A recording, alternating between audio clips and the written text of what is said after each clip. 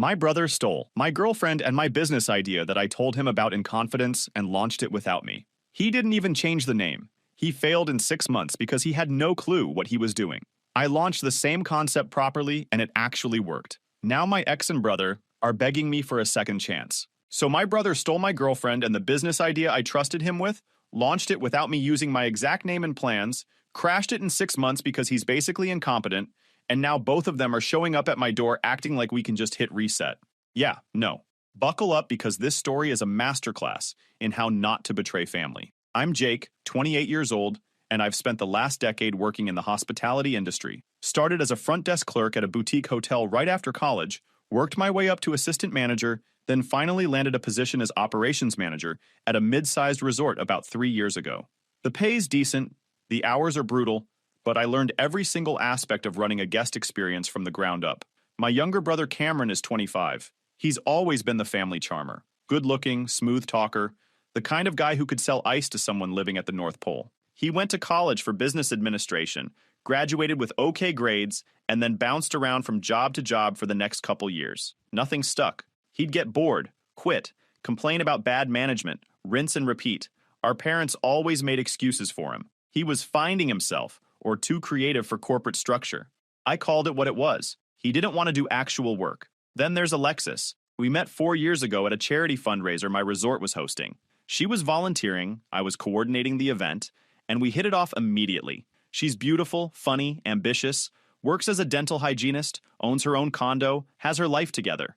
We dated for 3.5 years, and honestly, I thought she was it. I was planning to propose, had the ring picked out, deposit paid, whole 9 yards, just waiting for the right moment. Cameron and Alexis met about 2 years into our relationship at a family barbecue. They got along fine. Nothing weird, nothing that set off alarm bells. She thought he was funny. He thought she was cool. Normal family dynamics. I actually liked that they were friendly because it made family gatherings easier. Jokes on me for thinking like a normal person who trusts the people closest to him. About 8 months ago, I had this idea. I'd been in hospitality long enough to notice a massive gap in the market.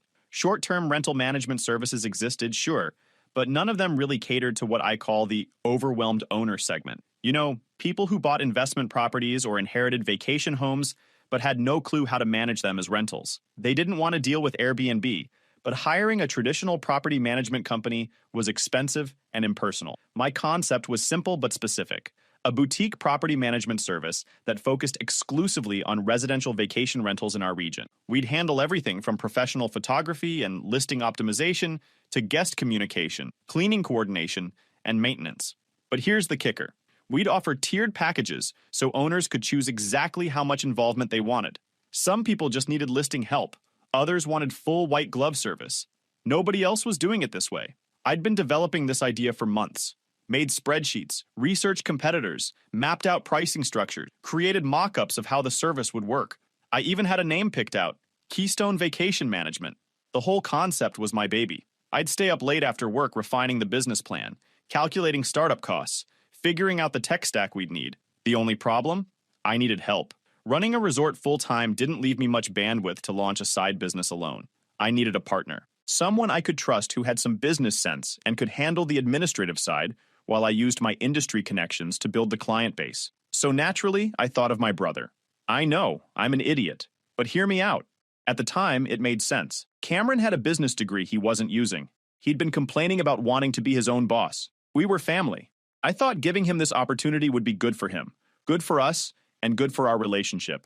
I imagined us building something together, you know? Brothers running a successful company. One Saturday afternoon in March, Cameron came over to my place. Alexis was visiting her parents for the weekend, so it was just us. We ordered food, I cracked open my laptop, and I showed him everything. And I mean everything. The full business plan, financial projections, target market analysis, the whole 9 yards. I walked him through exactly how Keystone would work, what made it different, why I thought it would succeed. Cameron's eyes lit up as I explained it. He asked all the right questions, took notes on his phone, seemed genuinely excited. We talked for hours about how we'd structure the partnership, split responsibilities and profits, what our first-year timeline would look like. By the end of the night, we shook hands. He was in. We agreed to officially start planning the launch in May, after I finished coordinating a huge corporate retreat at the resort. Before he left, he looked at me and said something that stuck with me. He said, "Thank you for trusting me with this.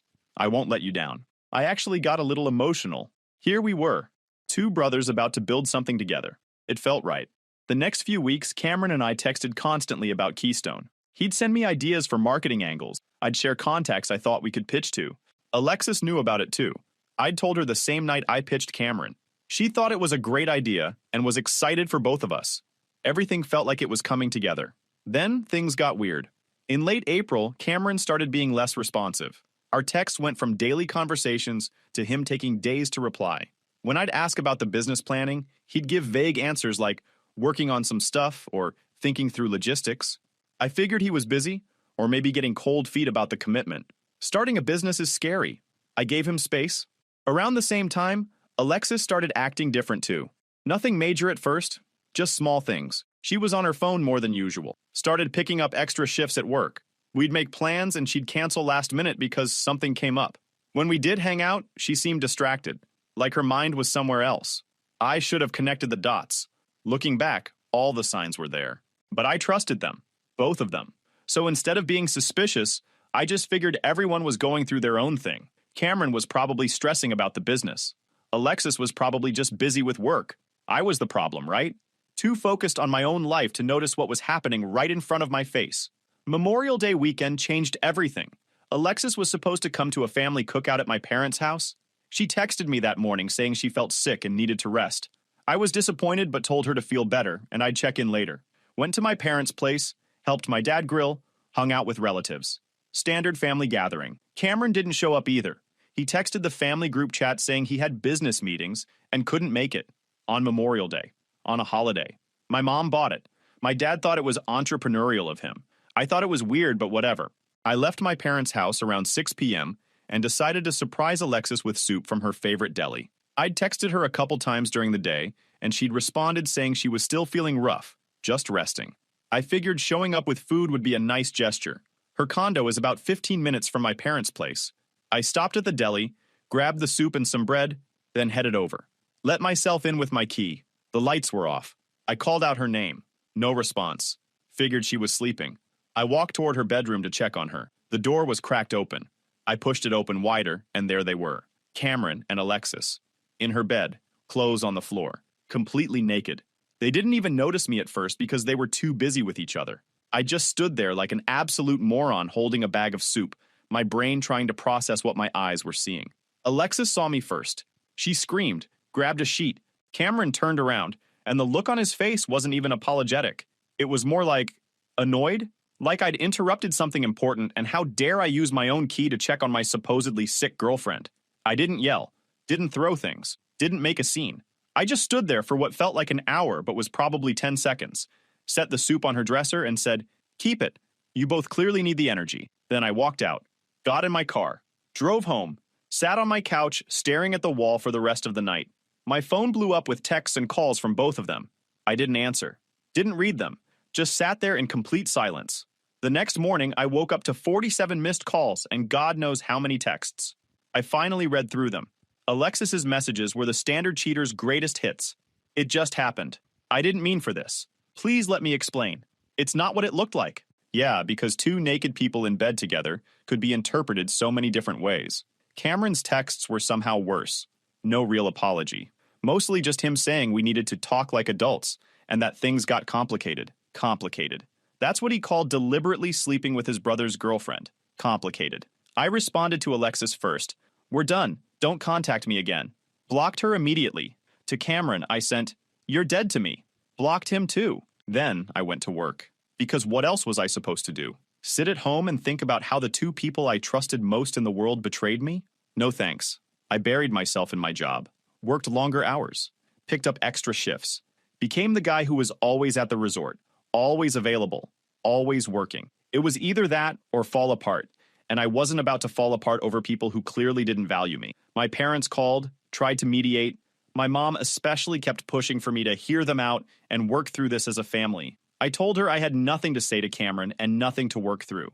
My dad was more understanding but still tried the whole "he's your brother" guilt trip. Didn't work. I showed up to family stuff only when absolutely necessary and left early. If Cameron was there, I didn't acknowledge his existence. June passed in a blur of room inspections, staff meetings, and guest complaints about housekeeping schedules. July came with its usual surge of summer tourism. I'd thrown myself so deep into work that I'd almost forgotten about the business idea entirely. My days started at 6 a.m. and didn't end until well past dinner. The resort became my entire world. Home was just where I slept for 5 hours before doing it all over again. Then one day, in mid-July, a former colleague from another resort sent me a screenshot. It was a Facebook ad for a new company called, wait for it, Keystone Vacation Management. My Keystone, my exact name, my concept, my everything. I stared at my phone screen for what felt like an eternity. The ad copy used phrases I'd written in my business plan, word for word, not paraphrased, not reimagined, just stolen. The service packages were structured exactly how I designed them. The 3-tier system with bronze, silver, and gold option. The target market was identical to my research. Property owners within 50 miles of the Lake District who needed professional management but wanted personalized service. The logo was different, at least. Cameron had apparently hired someone on Fiverr to slap together a generic key icon with mountains in the background. Real original. But everything else? That was mine. The tagline was my tagline. The value proposition was my value proposition. Even the FAQ section on their landing page answered questions in the exact same order I'd outlined in my planning document. And who was listed as the founder? Cameron Wright. Just Cameron. No mention of partners. No credit to anyone else. My brother had stolen my complete business plan and launched it himself, then had the audacity to plaster his face all over the website as the sole visionary behind it all. I sat at my desk staring at that screenshot for, I don't know how long, maybe 20 minutes, maybe an hour. Time kind of stopped mattering as my brain processed the sheer magnitude of the betrayal. This wasn't just stealing my girlfriend. This wasn't just a rash mistake or a moment of weakness.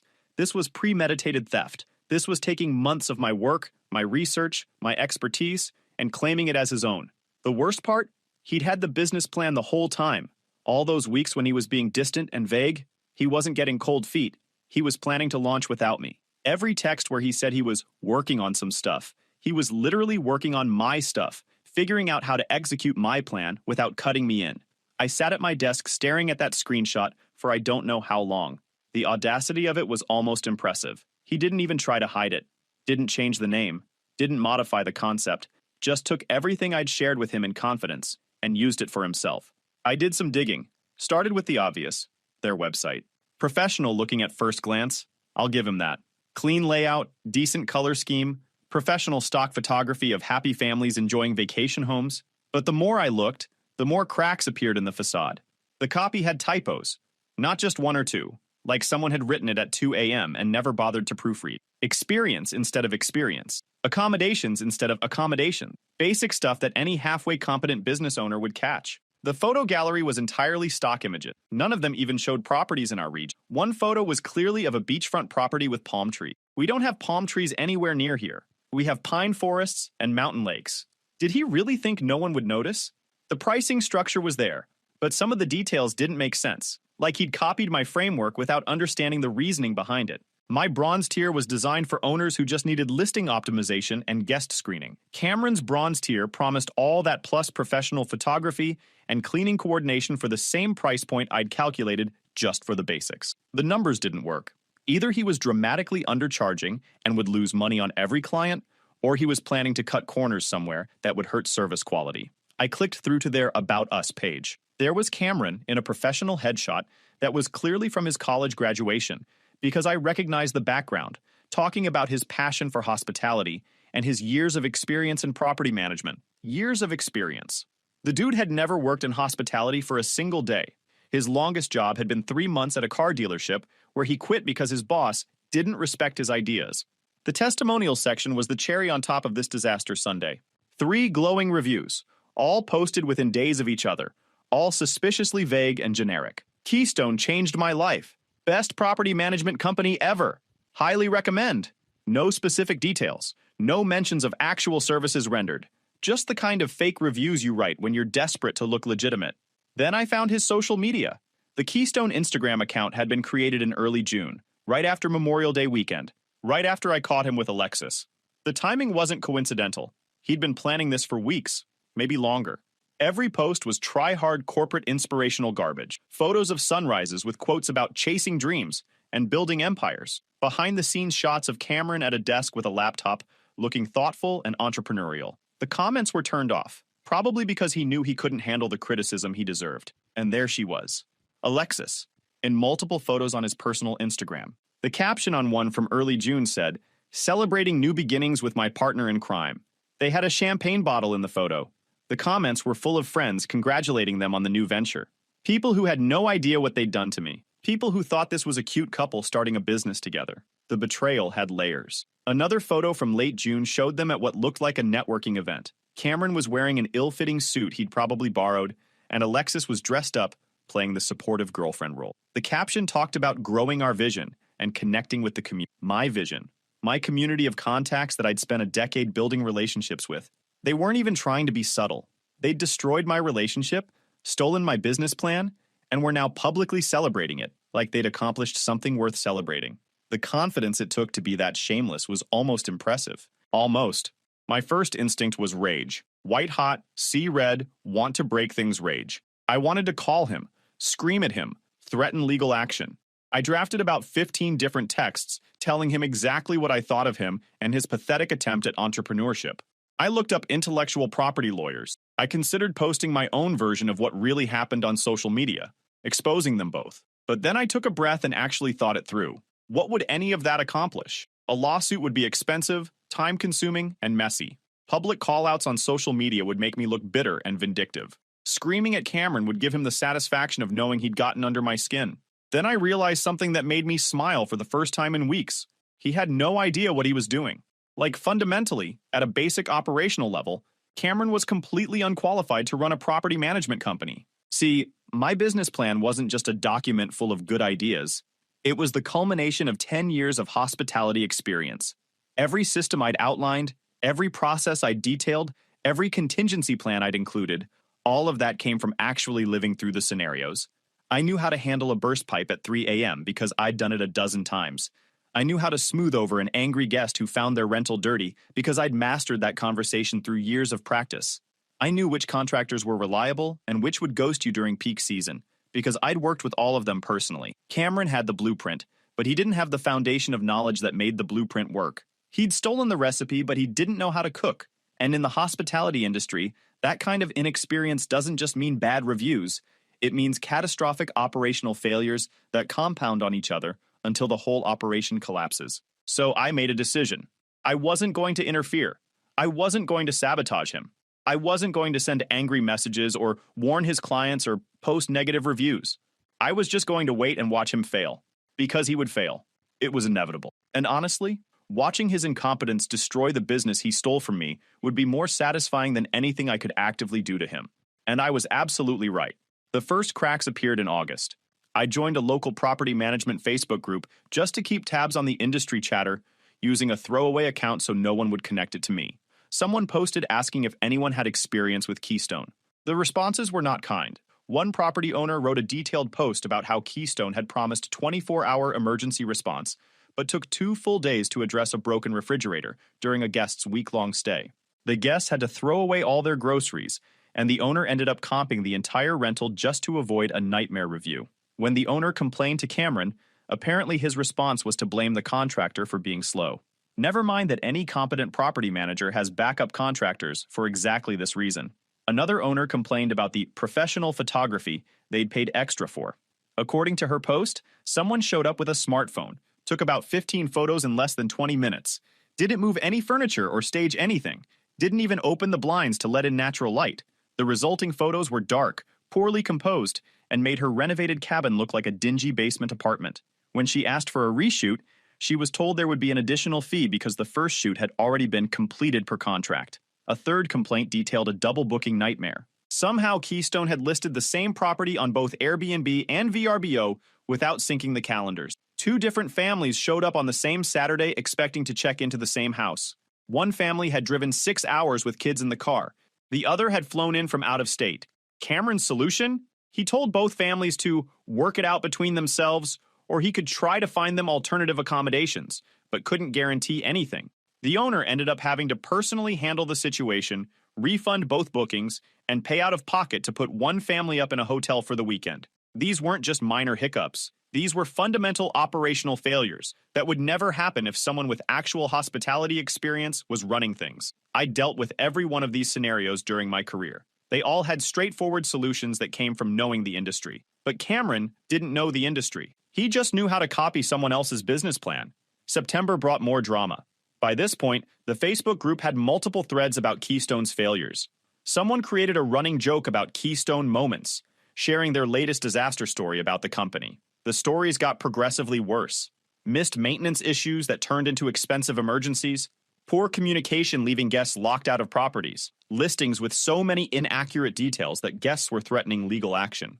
My personal favorite was the story about a family who booked what was advertised as a luxury lakefront retreat with modern amenities. What they got was a property where half the light bulbs were burned out, the Wi-Fi password was wrong, the hot water heater was broken, and the lakefront view was technically accurate, but required walking through a marshy area and climbing over a small hill. The listing photos had been taken from creative angles that made it look like the lake was right outside the back door. The family posted their photos versus the listing photos online. It went semi-viral in local social media groups. Cameron tried damage control by offering them a partial refund and claiming it was an honest mistake with the photos. But the damage was done. Screenshots of the comparison got shared hundreds of times. People started calling Keystone the expectation versus reality company. By October, the negative reviews were piling up on Google and Yelp. Cameron tried to respond to each one with corporate speak about taking feedback seriously and implementing improvements. But you could tell he was drowning. The complaints kept coming. Some owners were demanding refunds. Others were just warning people away from the service entirely. I didn't leave reviews, didn't spread rumors, didn't have to. Cameron was doing all the damage himself by being fundamentally unqualified to run a hospitality business. November was when things really fell apart. A friend who works in commercial real estate told me Keystone's office space, yeah, Cameron had rented actual office space, was empty. Just totally cleared out. I checked their website and social media. Both dead. Last post was in early November saying they were restructuring for the new year. Restructuring. Sure, Cameron. That's what we call shutting down a failed business now. He'd lasted 6 months. 6 months of burning through whatever startup money he'd scraped together, destroying his reputation in the industry, and proving exactly why you don't steal someone else's carefully researched business plan if you have no idea how to execute it. I should have felt vindicated, and I did. A little. But mostly I just felt tired. Tired of being angry. Tired of thinking about the betrayal. I wanted to move forward with my life, not stay stuck in this loop of bitterness. So in December, I decided to do what I should have done back in May. I launched Keystone Vacation Management. The real version. My version. I'd spent the last 6 months watching Cameron make every mistake I knew to avoid. I'd seen exactly what not to do. Now I knew I could do it right.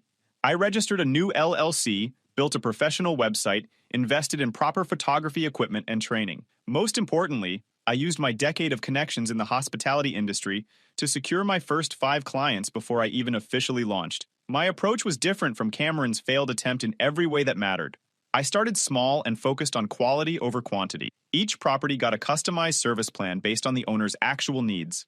I invested in professional photography because I knew how crucial first impressions were. I built relationships with local maintenance contractors I'd worked with for years.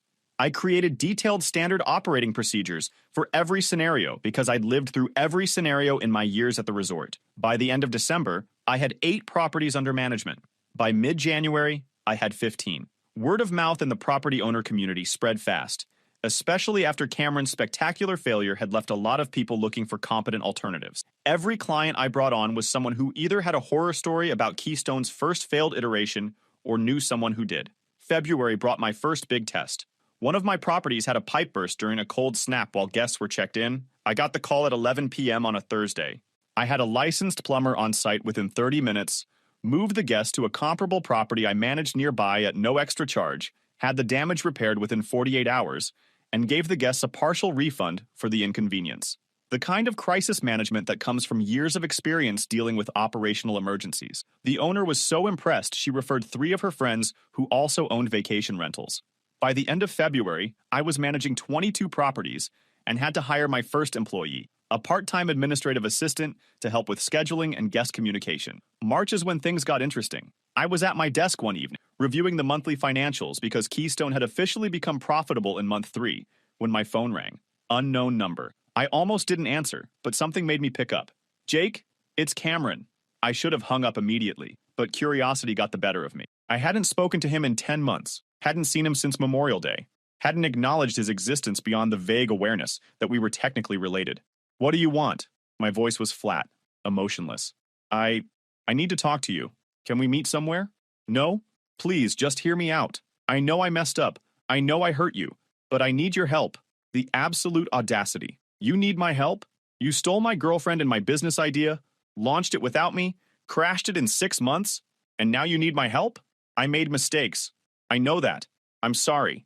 I'm really, really sorry. I wasn't thinking clearly. Things with Alexis just happened, and the business thing was stupid, and I should have included you, and things with Alexis didn't just happen. You made a choice. You made multiple choices, and stealing my business wasn't a mistake. It was calculated theft. I know. You're right. I'm not trying to make excuses. I'm in a really bad place right now. The business failed. I'm broke. I owe people money. My credit is trashed. And Alexis, he trailed off. I waited. The silence stretched. Alexis left me, he finally said. 2 weeks after we shut down Keystone. Said she couldn't be with someone who was such a failure. She's seeing some dentist she works with now. They're engaged. I laughed. Couldn't help it. The karma was just too perfect. So let me get this straight. You betrayed me, stole my business, failed miserably, lost all your money, and the girl you betrayed me for left you for someone else. And now you're calling me because... Why exactly? Because you're my brother. Because I need help getting back on my feet. Because I heard you launched Keystone, and it's actually working, and maybe you could give me a job, or let me buy back in, or... No. Jake, please. I'm desperate. I don't have anywhere else to turn. You made your choices, Cameron. Every single one of them. You chose to sleep with my girlfriend. You chose to steal my business. You chose to cut me out and launch it without me. Now you get to live with those choices. I'll do anything. I'll work for free. I'll be your assistant. I'll clean properties. Whatever you need. Just please help me. The thing about people who betray you is they always come back when they need something. They never come back to actually make amends. They come back because their other options ran out. Here's what's going to happen, I said, keeping my voice level. You're going to hang up this phone. You're going to figure out your own life. And you're never going to contact me again. We're not brothers anymore. That relationship died when you decided your girlfriend and her brother's business idea were worth more than your integrity. Jake, I'm serious, Cameron. Don't call me. Don't text me. Don't show up at my place. We're done. Permanently. I hung up before he could respond, blocked the number, sat back in my chair and waited for the rush of satisfaction to hit. It didn't come. I just felt empty, but also free.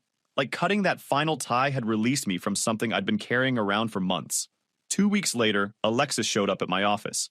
Keystone had grown enough that I'd rented a small office suite in a professional building downtown. Nothing fancy, just a clean space where I could meet with clients and have a home base for operations. I was in the middle of a video call with a property owner when my assistant knocked on the door, looking uncomfortable. "There's someone here to see you," she whispered. "Says it's personal." I told her you were busy, but she won't leave. I wrapped up the call and told my assistant to send her in.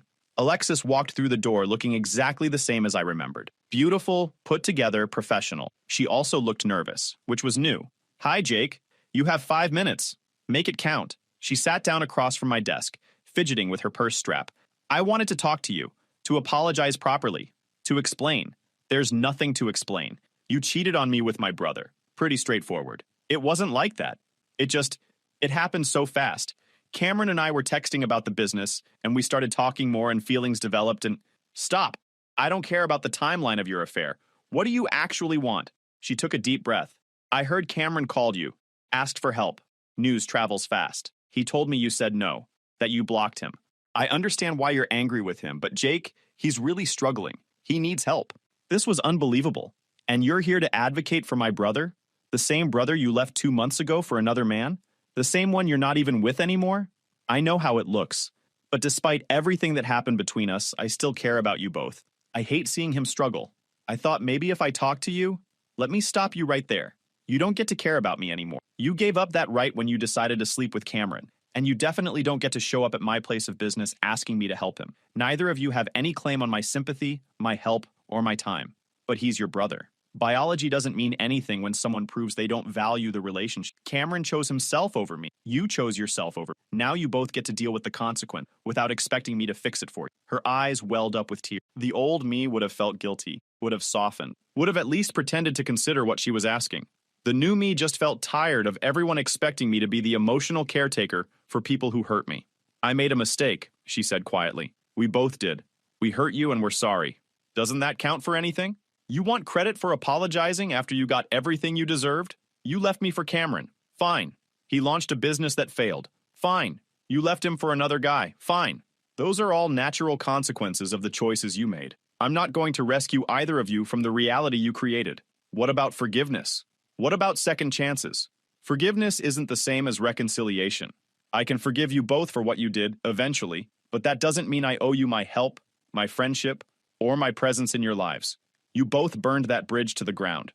There's no rebuilding it. She stood up, realizing this wasn't going the way she'd hoped. I really am sorry, Jake. For all of it. I hope someday you can see that. Your apology is noted. My answer is still no. To whatever you were going to ask next, whatever favor you thought you could convince me to grant, the answer is no. Now please leave. I have actual work to do. She left without another word. I watched her walk out of my office, out of my building, and hopefully out of my life for good. My assistant appeared in the doorway looking concerned. You okay, boss? Yeah, I said, surprised to find it was true. I actually really am. The next few weeks were quiet. No calls from Cameron, no surprise visits from Alexis, no family members trying to mediate. Just me, running my business, building my life back up piece by piece. Keystone continued to grow. By April, I had 35 properties under management and had hired 2 more employees, a dedicated cleaning coordinator and a maintenance liaison. By May, I was looking at expanding into the neighboring county. The business I dreamed of building was actually happening, and it was succeeding because I knew what I was doing. My parents eventually asked about Cameron. I told them what happened. All of it. The girlfriend theft, the business betrayal, the complete lack of remorse until he needed something from me. My dad actually apologized, said he didn't realize how bad it had gotten.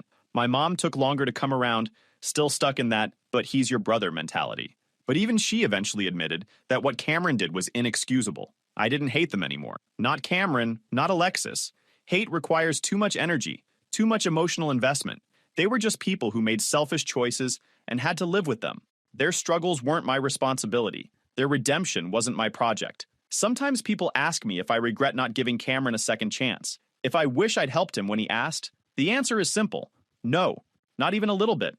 Cameron didn't want a second chance to make things right with me. He wanted a bailout from the consequences of his own actions. There's a massive difference. A real second chance would have started with him taking full accountability without expecting anything from me. It would have been him figuring out his own path forward, rebuilding his own life, and proving through consistent action over time that he'd actually changed. Instead, he called me because he was broke and desperate and saw me as a solution to problems he created for himself. That's not remorse. That's opportunism. Same with Alexis. She didn't show up to make amends. She showed up to recruit me into saving someone who helped destroy our relationship. Neither of them actually cared about the hurt they caused. They just cared about what I could do for them, now that their plans had fallen apart. The thing about revenge is that sometimes the best revenge is just My calendar is fully booked 3 months out. The business I dreamed of building is exceeding my own expectations. And I did it without Cameron, without Alexis, without anyone who proved they didn't deserve to be part of my success. I'm not going to pretend I don't think about them sometimes. You don't just erase years of relationship overnight. But when I do think about them, it's not with anger or hurt anymore. It's more like thinking about a movie I watched once, something that happened, had an impact, and then ended. They're characters from a previous chapter of my life that's closed now. My parents want me to reconcile with Cameron eventually. They think family should stick together through anything. I disagree. Family is earned through loyalty and respect, not just shared DNA. Cameron stopped being my family when he chose to betray me in the worst possible way. Blood might be thicker than water, but trust is thicker than blood. As for Alexis, I heard through mutual acquaintances that she did marry that dentist. Good for her, I guess. I hope she's happy. I hope he never has to wonder if she's sleeping with his brother. I hope their relationship is everything ours wasn't. If you enjoyed this video, please hit that subscribe button. It really helps the channel and help us bring you more and better stories. Thanks.